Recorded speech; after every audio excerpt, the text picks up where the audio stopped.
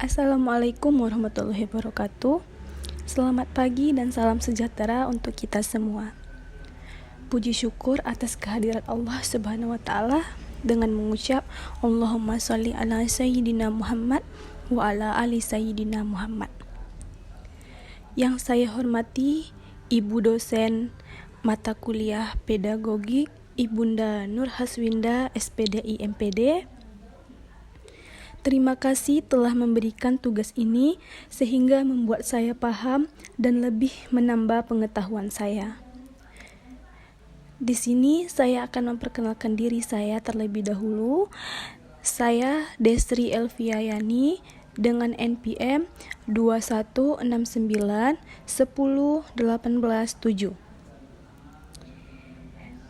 Baiklah, kita masuk saja tentang materinya, yaitu alat-alat pendidikan. Alat-alat pendidikan terbagi menjadi 8 bagian, yaitu pembiasaan, pengawasan, perintah, larangan, hukuman, ganjaran, hadiah atau pujian, dan keteladanan. Yang pertama yaitu pembiasaan.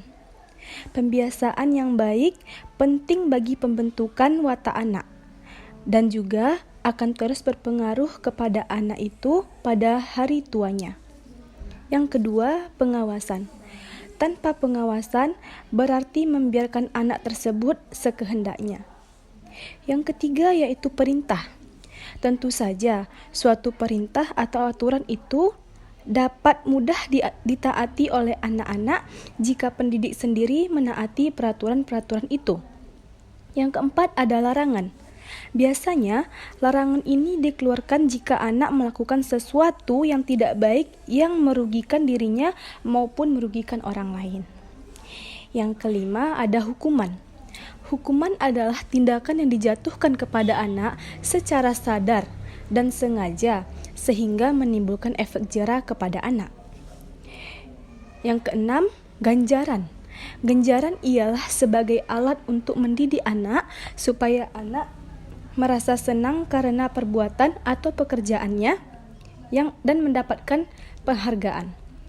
Yang ketujuh, ada hadiah ataupun pujian.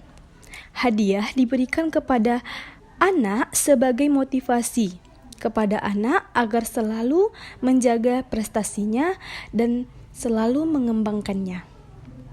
Yang kedelapan atau yang terakhir adalah keteladanan.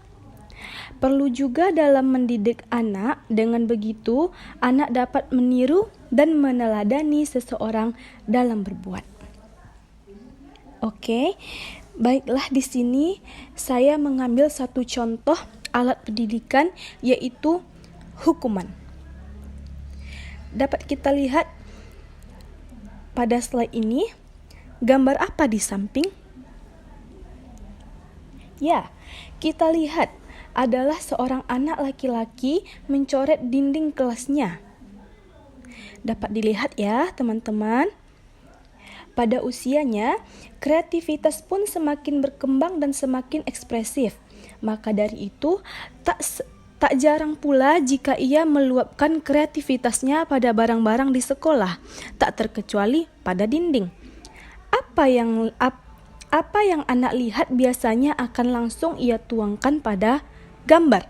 Namun, sayangnya media yang paling sering ia gunakan adalah dinding sekolah. Mengapa harus dinding? Ya, permukaan pada dinding layaknya bidang kanvas yang besar dan yang paling sering ia lihat, sehingga memudahkannya untuk mencoret-coret permukaan tersebut.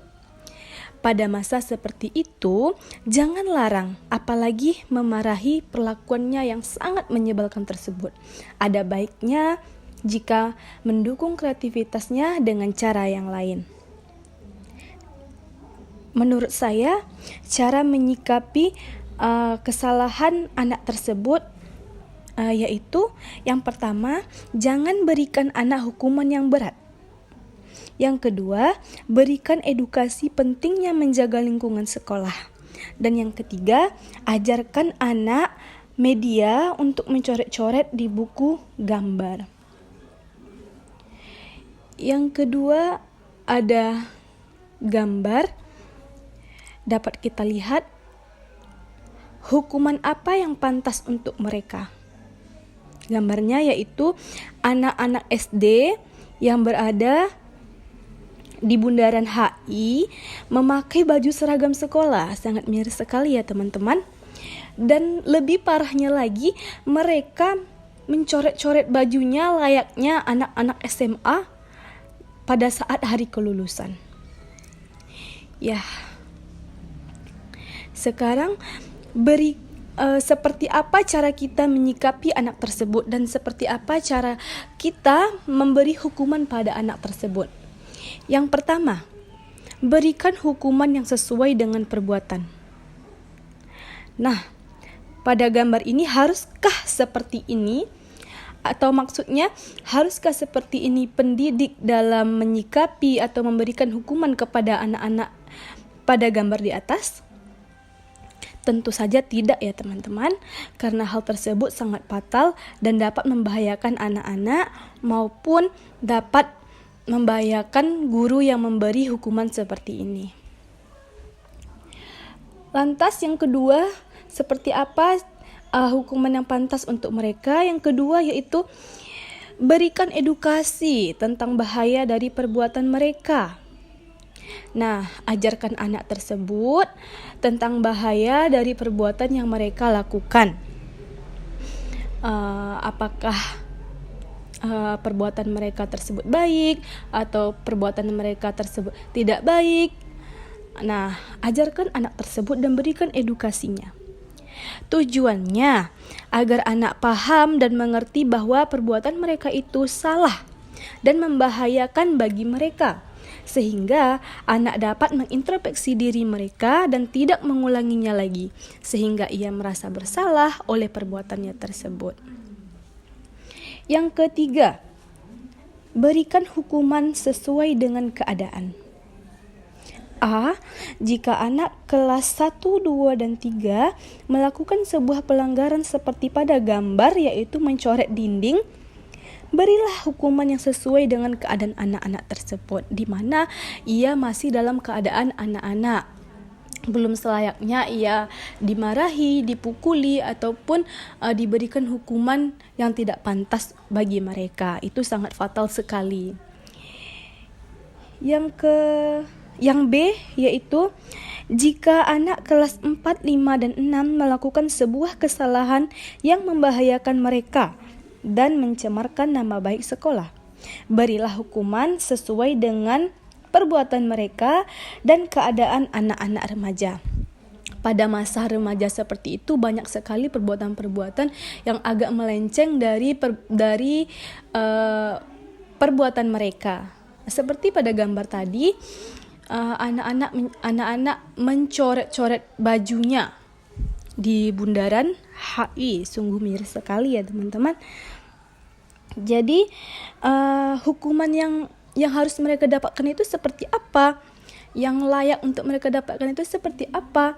Ya, tentunya yang pertama tentunya sesuaikan dengan keadaan mereka. Mereka itu anak-anak remaja.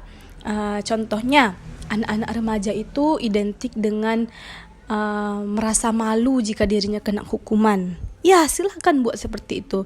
Tetapi berilah hukuman yang sesuai dengan perbuatannya. Hal itu harus digarisbawahi. Baiklah teman-teman, sekiranya hanya itu yang dapat saya jabarkan atau saya jelaskan.